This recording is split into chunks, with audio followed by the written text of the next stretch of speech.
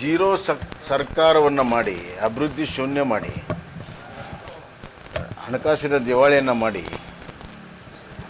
ಮತ್ತು ಹೆಜ್ಜೆ ಹೆಜ್ಜೆಗೂ ಹಗರಣಗಳನ್ನು ಮಾಡ್ಕೊತ ಹೋಗಿ ಇವತ್ತು ಕೋರ್ಟಲ್ಲಿ ಕೇಸ್ ಇದೆ, ಅದನ್ನು ಪ್ರಭಾವ ಮಾಡುವಂಥ, ಮರೆಮಾಚುವಂಥ ಕೆಲಸಕ್ಕೆ ಇವತ್ತು ದೊಡ್ಡ ದೊಡ್ಡ ಸಮಾವೇಶಗಳನ್ನು ಮಾಡ್ತಾಯಿದ್ದಾರೆ. ಸರ್ಕಾರಿ ದುಡ್ಡಿನಲ್ಲಿ ಮಾಡ್ತಾಯಿದ್ದಾರೆ. ಅದೇ ದುಡ್ಡು ಇವತ್ತು ಅಭಿವೃದ್ಧಿಗೆ ಬಳಕೆ ಮಾಡ್ಬೋದು. ಯಾವ ಪುರುಷಾರ್ಥಕ್ಕಾಗಿ ಇದನ್ನು ಮಾಡಿದಾರಂತ ಇವತ್ತಿಗೂ ಗೊತ್ತಿಲ್ಲ.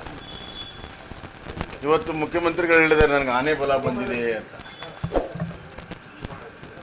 ಸ್ವಾಮಿ, ನೀವು ಆಗಲೇ ಮುಖ್ಯಮಂತ್ರಿ ಆಗಿದ್ದೀರಿ, ನೀವು ಜನರಿಗೆ ಆನೆ ಬಲ ತುಂಬಬೇಕು, ಜನರ ಬದುಕಿಗೆ ಆನೆ ಬಲ ತುಂಬಬೇಕು, ನಿಮಗಲ್ಲ.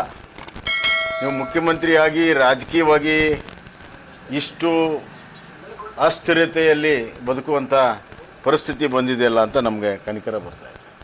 ನಿಮ್ಗೊಂದು ಸಮಾವೇಶ ಬೇಕಾ ನಿಮಗೆ ಬಲ ತೋಳೋದಕ್ಕೆ ಮುಖ್ಯಮಂತ್ರಿಯಾಗಿ? ಸರ್, ಬಿಜೆಪಿ ಪಾದಯಾತ್ರೆ